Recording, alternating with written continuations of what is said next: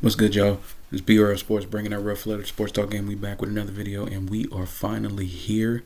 My final installment of my MLB 2026 Divisional Preview series.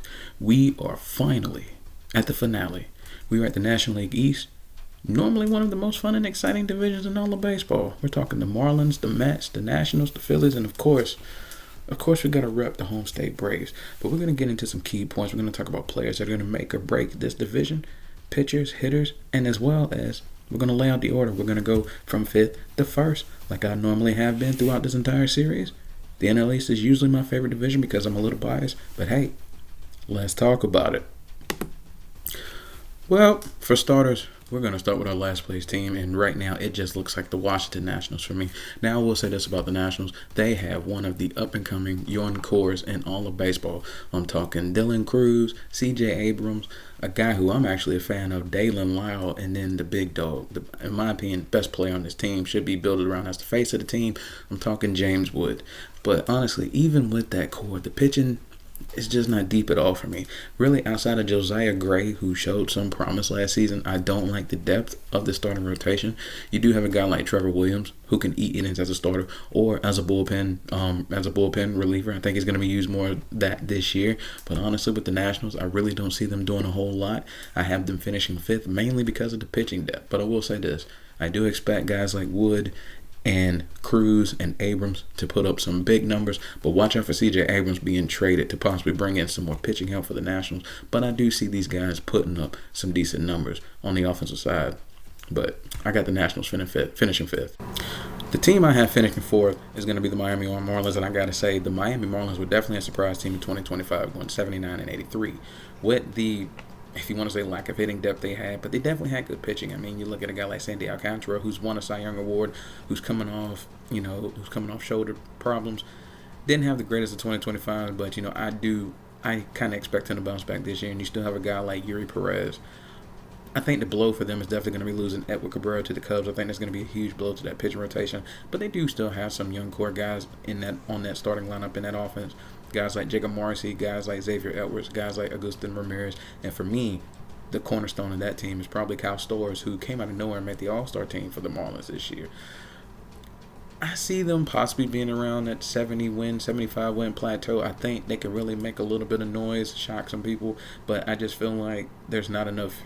I think Edward Cabrera is going to be too big a loss for them because the Cubs got one with him. But I do see the Marlins do kind of continue staying above water, but I don't see them finishing better than 4th. For me, 3rd place is kind of a toss-up because you have such good teams with the Mets, the Braves, and the Phillies. Trying to decide who's going to finish where is going to be tough. I give the edge to the Braves as far as finishing ahead of the Mets. I have the Mets finishing 3rd here, but like I said, you can kind of switch them up. You know what I'm saying? The Mets, they're gonna bring in. They have offense. Don't get it twisted. You have Juan Soto. You have Francisco Lindor.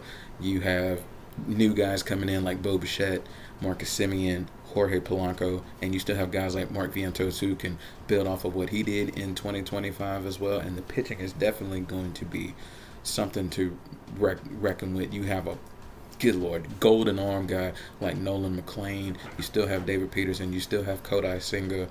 You acquire Freddie Peralta from the Brewers. He instantly becomes your SP1. The Mets might have the highest ceiling in the division according to a lot of analysts. I personally think the Braves do, but you know what? At the end of the day, the Mets are a force to be reckoned with, and they are going to be a wild card contending team, if not a division contending team. So definitely watch out for the New York Mets. I have them finishing 3rd, but they're going to make a statement as far as who does what in this division. Me being a Braves fan, this might shock you, but right now, just looking at how these teams are constructed, with the Braves, it's the injury bug. I'm still a little worried about them. I definitely still think they're definitely one of the top wildcard contenders, and I think they're a team that I would love to be wrong and win this division. But right now, I have them finishing 2nd. But I'm telling you, man, if everybody's healthy, I think this team has the highest ceiling of any team in this division. When you look at guys like Ronald Acuna Jr., Matt Olson, Austin Riley, Ozzie Albies, Michael Harris II, Drake Baldwin, fresh off of an NL Rookie of the Year campaign. You add a guy like Mike Yastrzemski Yastrzemski in free agency. Hopefully you get a full year out of Uriks and Profar, but you saw what he did in just the limited time he played. Last year he gave you numbers. This starting pitching, ceiling.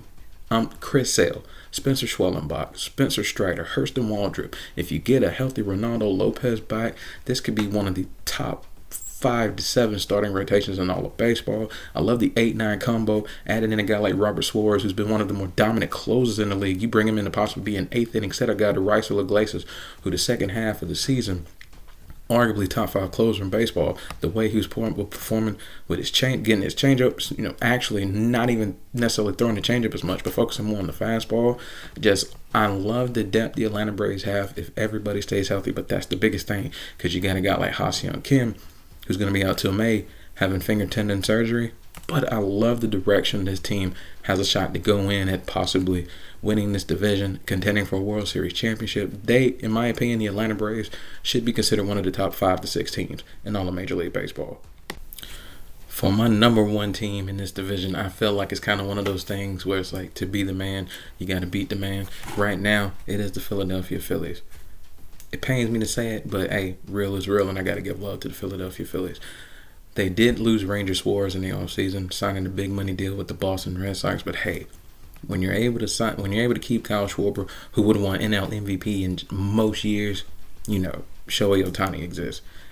You re-sign him to a 5-year, $150 million deal. You sign JT Realmuto to a 3-year, $45 million deal, who still won the top 10 catchers in the game. You still have Trey Turner. You still have Bryce Harper. You still have Nick Castellanos. And then you add a guy like Adolis Garcia. Granted, he struggled the last couple of years since the Rangers won the World Series, but I feel like a ballpark like Philly could really straighten him out. He's got a lot of protection in this lineup. He's going to be able to see more good pitches down the middle, more fastballs, and we know how far Adolis Garcia can hit him when he gets the barrel of the bat on the ball. I definitely still like the pitching rotation, even with Ranger Suarez being gone. You still have 2 of the top 10 pitchers going in the game right now, Zach Wheeler and Christopher Sanchez. You still have Jesus Luzardo. You still have a guy like Aaron Nola, who's still a veteran, who can get you innings, eat them at a premium. And then possibly you have a young up and coming guy coming up in Andrew Painter, fresh off of Tommy John. But 2025 wasn't the best as far as stat wise, but I think with the scouts and with the medical and the people really like to see from an Andrew Painter, his velocity's back up in the 96, 98 range, sometimes in the 100. You love to see that from a young guy. Hopefully he comes up, gets acclimated to the major league side of things, and do some good things. That bullpen is still going to be really good with Joan Duran, and Jose Alvarado, 2 of the biggest arms out of the bullpen in the game. For me right now, I just think the Phillies they're one of those teams right now. They're in the conversation with the Braves of being like top 5-7 teams in baseball. And watch out for them in the Tariq Skubal sweepstakes. You got a guy like Nick Castellanos, who I think could possibly bring you more pitching in. Watch out for the Phillies possibly making a move in that, because Tariq Skubal is one of those pitchers. He's the best pitcher in all of baseball, and he could swing the pendulum for whoever were to acquire him if the Detroit Tigers fall out of contention. But they just signed Framber Valdez, so we'll see about that. We'll revisit that at another time. But for me, I got the Philadelphia Phillies right now as the favorites to win this division. And there you have it. My final installment of my 2026 MLB Divisional Previews. It's been a blast making these videos. Thank y'all so much for watching, for tuning in.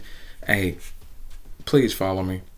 I'm going to continue to keep bringing some awesome knowledge, some of the best baseball knowledge. You've seen me on the Undisputed GOAT Sports Podcast on Sundays. You see me on Sports BSP every Friday. Follow those guys if you're not doing so. Hey, you see my socials at the bottom. I'm talking about my TikTok, BRF Sports, my Instagram, Drell112285, my Facebook sports page, Bringing Real Flair, and also my BRF Sports community on Discord. My link tree is in the bio of my TikTok. Feel free to click it. Join up. See what the fuss is all about. I love each and every one of y'all. Thank you for the support. A topic not thought about is a topic not talked about. Hey, y'all got ideas? Hit me up in the comments. I'll be more than happy to take them on. I love feedback. So, hey, I'll see y'all on the flip side. Y'all holla at your boy.